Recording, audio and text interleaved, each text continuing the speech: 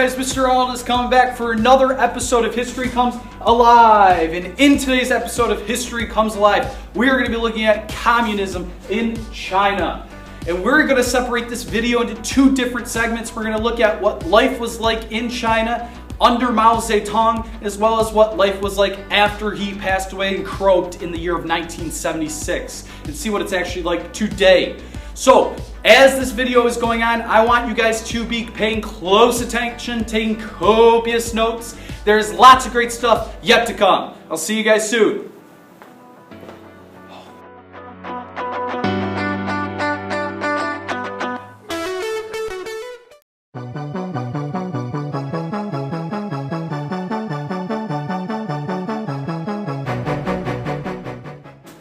Alright guys, Mr. Arnold coming back for this first segment. In this first segment, we're going to look at what life was like under this guy right here, Mao Zedong. Now, when we talk about Mao Zedong, I want you guys to think of him just like how we thought about Mussolini and Hitler and Stalin. He is what we call a totalitarian ruler. A ruler in which he uses complete control and authority over everything involved in his country. He has a hand over all of society, all of Chinese life. He has a hand in terms of the social interactions that take place in his country, the economic decisions and political policies that are carried out in one's country. For this instance, we're talking about communism in China. So we got that underway. And before we really dive in and analyze Mr. Mao Zedong, let's talk about his humble beginnings, ladies and gents. What you got to remember about Mao Zedong is this, that he comes from a very humble beginning. He was the son of peasant farmers in rural China. And this is what's going to help make him the man that he became. So, right around the time of the 1920s, we're going to see two different groups emerge in China. We have the Kuomintang, which was the nationalist group led by Jiang Shaxi, against the Communist Party of China. And Mao Zedong will rise to power within that party, and we're going to start to see the Chinese Civil War take place. It's going to take place over a period of 3 decades, counting 1, 2, 3 decades, and it's going to span across basically the extent of World War II. Now, one thing to remember with the Chinese Civil War is that is a war inside a country. We have the nationalists, the Kuomintang, versus the communists, and as you probably know, the communists are going to win. One key event to remember with the Chinese Civil War was Mao Zedong in the Communist Long March, in which they're going to be constantly on the run, just like Jay-Z and Beyonce, from the nationalists. And when they're on the run, ladies and gents, the 6,000-mile trek or journey, they're going to recruit peasants, just like the Russian Revolution. What you should remember about the Chinese Civil War is that the peasant class, the group of people that are peasants in the country, are going to be attracted to communism and help communism kind of become more popular in China. Over time, in 1949, we're going to see the communists win, and Mao will reunite all of China under communist rule. He's going to give the boot to Jiang Shaxi and the nationalists, and they're going to be sent to Taiwan. Okay, they're going to be sent to the island of Taiwan. Now, there's going to be a couple things that Mr. Mao Zedong is going to do as Chairman Mao. That's his kind of his nickname, so to speak. The first thing is this: he is going to create a sense of collectivism, which is the theory and practice of the ownership of land by the state. And the means of production are publicly owned, not privately owned. So we're going to start to see the idea of communes come and take shape. Now, communes, remember, are going to be big plots of land that are going to be owned and operated by the state or state officials. People are going to live on the communes, they're going to play on the communes, and they're even going to work on the communes.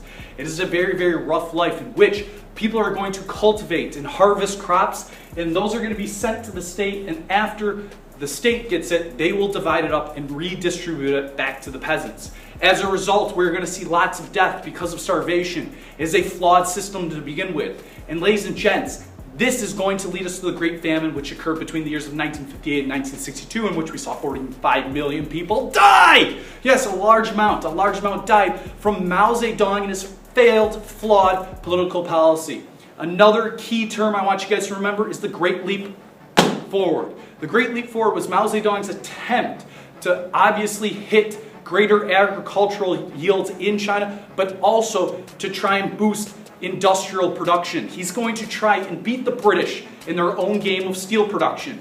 Everything that you're going to get in China, everything that is metal, is going to be melted and smelted and turned into something using the backyard furnaces, which is what you see right here, ladies and gents. And we will see another flawed attempt with the Great Leap Forward, which is actually going to hurt China in the long run. We'll call it the Great Leap Backward. And that's going to hurt China in the long run because they are going to not meet the goals and demands of Mao Zedong, and a lot of people are going to suffer from it or die in certain extreme cases. So we have that down. Another term that I want you to remember, and this is towards Mr. Mao's later stages in life, is the Cultural Revolution.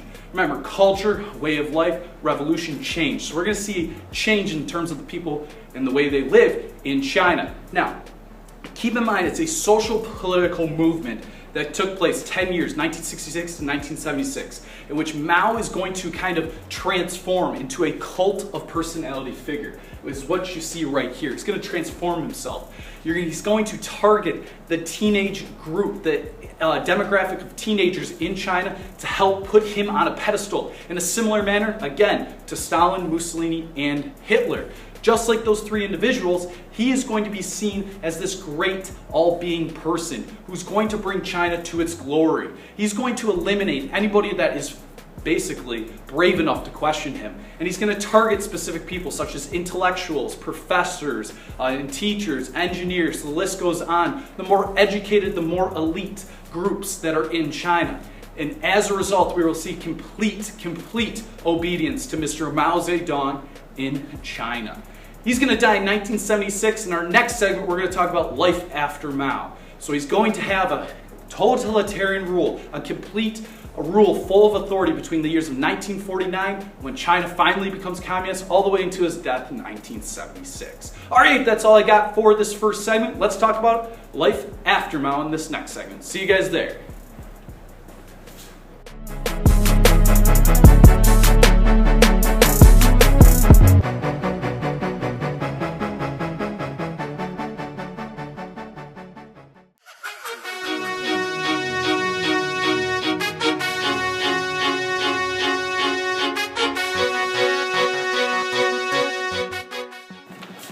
What's up, guys? How's it going? Mr. Wrong coming back for this second segment, and this is our final segment, something to keep in mind. And we're going to talk about what life was like in China post Mao Zedong, and talk about a little bit what's going on today in China. Now, after Mao Zedong croaks and dies in 1976, we're going to see a new ODFP, a very important Chinese ODFP, come to power. His name is Deng Xiaoping. Now, Deng Xiaoping was a Chinese communist leader. Keep that in mind. He's a Chinese communist leader who was the most powerful figure in the People's Republic of China from the mid-1970s, mid to late 1970s, all the way into his death in 1997. And the key theme I want you to remember about Deng Xiaoping is I want you to remember him just like how we remember Mikhail Gorbachev. Remember, Mikhail Gorbachev and his idea of glasnost and perestroika, he wanted to open the doors to communism in Soviet Russia. Well, Deng Xiaoping, we're not going to say is the equivalent to that. No, because they're two completely different people. But he's going to open the door to capitalism and certain capitalist policies here in China. He's going to incorporate elements of the free enterprise system, ladies and gents, and with those, he's going to develop 4 modernizations for China to become a modern nation. He's going to hit the update button on China, ladies and gents, and I want you to remember the 4 modernizations. Now, one thing to keep in mind with the 4 modernizations is this, that each of these 4 modernizations will try and hit the following areas: agriculture, industry, science and technology, and national defense. Those are the 4 modernizations. And the first modernization that I really want to talk about is the responsibility system. Mr. Deng Xiaoping wanted to get rid of all the communes that were in China that were developed under Mao Zedong during the Great Leap Forward. Instead, what he's going to do is he's going to allow peasants to now own land and keep some of the profits. Some of their crops are still going to be sent to the government, the state, the nation, and later divided up, but it won't be as much, and with that, they'll be able to actually sell their extra crops or their extra goods and keep the profits. As a result of this, we see, ding ding, a success, where we're going to see crop production become increasing. Next, we're going to see incentive programs develop, which are going to try and bring and boost industry to China. We're going to see the best and most efficient factories receive bonuses, receive extra pay from the government. And this will later lead to increases in industrial production. Remember, under Mao Zedong's flawed policy of the Great Leap Forward, when it was in reality the Great Leap Backward, we're trying to see an increase in steel production in China. Well, we're actually going to start seeing an increase in steel production under Deng Xiaoping's incentive program, where there's going to be more incentive to work harder and boost certain productions in certain industries. Moving along, we're going to see foreign capital and technology coming into the country. We're going to see certain companies such as Apple, Sony, Nike, all coming into China, establishing factories, and with that we're going to see loads and loads and gobs of money coming into China. We're going to see foreign investment take shape and be encouraged, and Chinese foreigners could set up their own businesses in specific economic zones. The outcome of this is that it's going to help Chinese businesses become more industrialized and more modernized. Something to keep in mind, this foreign investment. Last but not least, we're also going to see private businesses, private ownership of the means of production be encouraged for the first time. We're going to see entrepreneurship, where some private ownership of businesses was allowed to be made, and these people could keep their profits as a result. The main outcome with that entrepreneurship is that the amount of quality goods as well as quantity of goods increases. And overall, the Chinese economy goes from one that is shunned with the doors closed to one that is now open and is a global, one of the key global economies present in this day and age in the world. Now, with certain economic policies and reforms being created, certain people around the late 80s in China thought there might be political reforms. And we're going to see the Tiananmen Square protests occur in 1989. Keep in mind with the Tiananmen Square is that this is the largest city square in the world, and it's centered right here in Beijing, China, the capital of China. Tiananmen Square massacres occurred, or protests really, occurred in 1989, when we're going to see a large amount of students living in China demand pro-democrat, or that were pro-democrats. They wanted democracy to be used in China.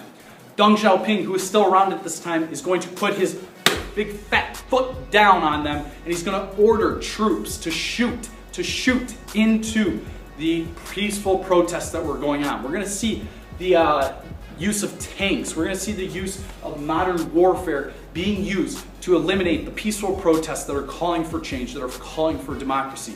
One of the most iconic images of the Tiananmen Square protests in 1989 is what you see right here. This is a common photograph called Tank Man, where we see a young man halt the advance of tanks. And in reality, this is a real microcosm of the events, because the students that were leading the peaceful protest, there was some sort of glimmer that they could actually stop the oppression coming from Deng Xiaoping and the communist government. But in reality, the communist government, as I had stated before, put their big fat foot down on those protests and reestablished themselves as the true authority in China.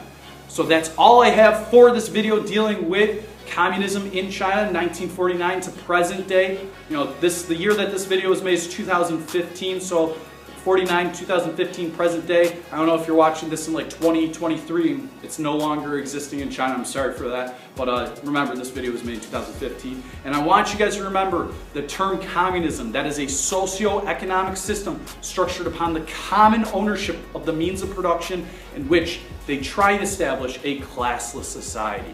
It was invented by Marx, it was carried out by Lenin, Stalin, Khrushchev, etc., and carried on to Mao, and we still see it today in China. Alright, that's all I have for this episode. I hope you guys enjoyed it. Make sure you hit the like button or comment whenever you can. I'll see you guys later. This is Mr. Arnold signing out. Take care, guys.